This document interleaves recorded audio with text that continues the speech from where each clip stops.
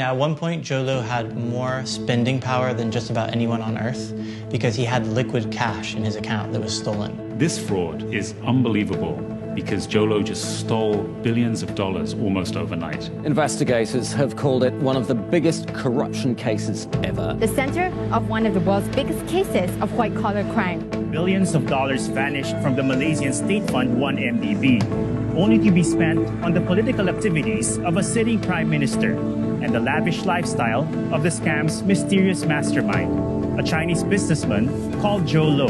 He went on this kind of global spending spree. He would go and just drop millions of dollars in nightclubs and bars. As a lot of you in this room know, I like to plan my evenings and make sure that I always go to the best parties. Gambling and women. He had a private plane that he flew constantly around the world. Luxury yachts and homes in the Hamptons. The quantum of money that was stolen is so huge it makes previous frauds look almost pedestrian by comparison. I'm Bradley Hope, and I'm an investigative journalist and the co-author of $1 Billion Whale. I'm Tom Wright, co-author of $1 Billion Whale. So a few years ago, I was working for the Wall Street Journal in 2015. I came across this story about 1MDB, which was an incredible corruption scandal that already was out there in the media. And we really dug in and we wrote a story, a front-page story, about how Najib, the then Prime Minister of Malaysia, had used this fund as a slush fund for his political ambitions. I was relatively new at the Wall Street Journal, and they had assigned me to a pretty intense financial beat. And I was just reading the newspaper when I read Tom's first story about the 1MDB scandal. And I noticed that there was a lot of references to Abu Dhabi, which is a place I used to live and report from. And so I got in touch with Tom and said, maybe I can help. I know I have some contacts and things like that. Bradley and I were able to piece together the way the fraud worked across different countries. And that was really key to the success of our endeavor. This is the Jolo story in its potted version. Jolo grew up in Penang, quite a small island in northern Malaysia.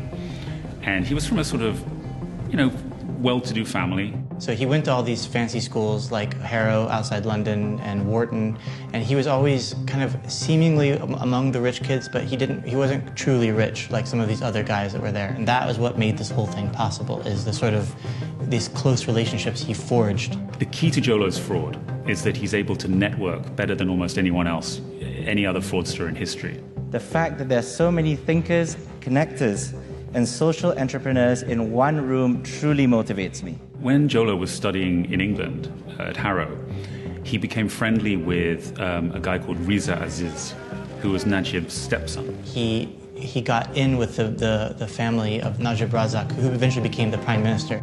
And then on the other hand is his wife, is called Rasma Mansour, and she was almost your picture-perfect wife of a kleptocrat kind of figure.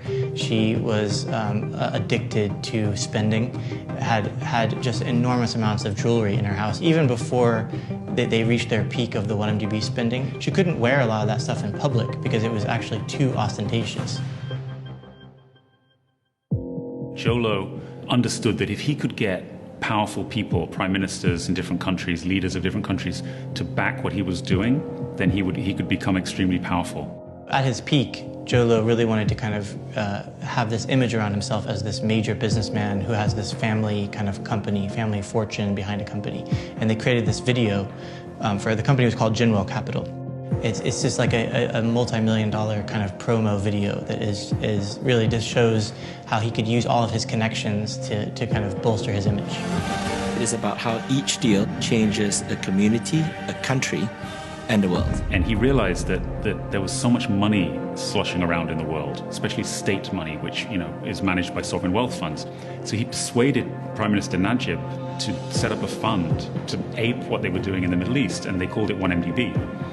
And Najib knew that it was a slush fund, that he was using it to fund his political ambitions, but he didn't know how much money Jolo was taking out. And he gave Jolo carte blanche to do what he wanted with the fund. At first, they borrowed from local banks in Malaysia, but they quickly kind of hit a ceiling for how much they could borrow in that manner. And they also needed the imprimatur of a big, powerful Wall Street bank to make them look legitimate. And who better than Goldman Sachs, which is obviously the most powerful and well-known Wall Street bank in the world, right? So then they decided to kind of graduate to the next level of borrowing, which was they issued a bond globally, and Goldman Sachs sold that bond to investors. The way the scam worked was they would pretend to do deals between 1MDB and a fund in the Middle East.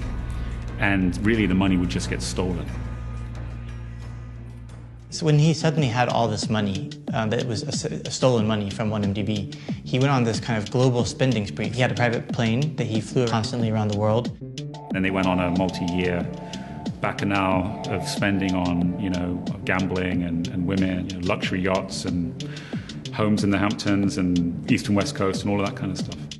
He bought a big hotel in Beverly Hills, and then as soon as he kind of got the bug of being in Los Angeles, he wanted to become a filmmaker, a film financier. It happened that the son-in-law of the Prime Minister of Malaysia was also a big film buff. They got to know that Leonardo DiCaprio and Martin Scorsese wanted to make a film about the Wolf of Wall Street, Jordan Belfort, the famous scammer.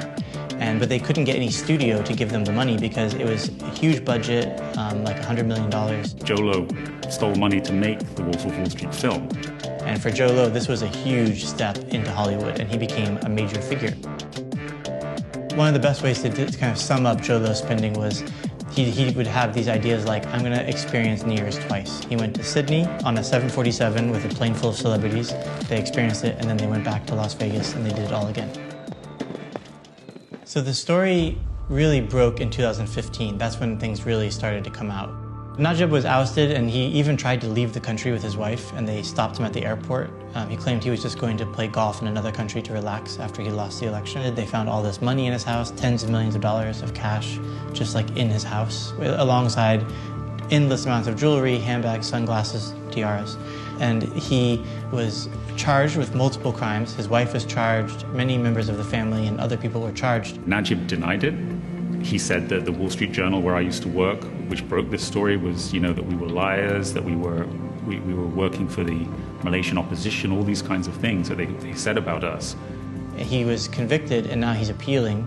But in the meantime, he's actually still part of the representative arm of the government.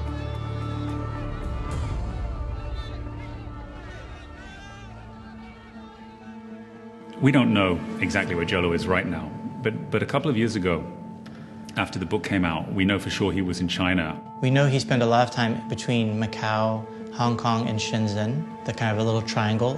And he's spotted occasionally. Like a year and a half ago, we heard he was at a Victoria's Secret party in Shanghai. So he's still hanging out in China.